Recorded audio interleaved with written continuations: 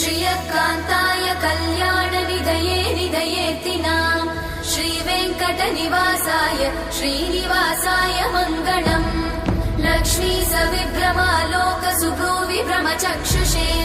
चक्षुषे सर्वलोकानां वेङ्कटेशाय मङ्गलम् श्रीवेङ्कटाद्रिशृङ्गाग्रमङ्गलाभरणाङ्ग्रये मङ्गलानां निवासाय श्रीनिवासाय मङ्गलम् सर्वावयव सौन्दर्य सम्पदा सर्वचेतसां सदा सम्मोहनायास्तु वेङ्कटेशाय मङ्गलम्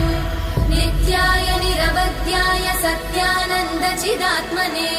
सर्वान्तरात्मने श्रीमद् वेङ्कटेशाय मङ्गलम् स्वतः सर्वविदे सर्वशक्तये सर्वशेषिने सुलभाय सुशीलाय वेङ्कटेशाय मङ्गलम्।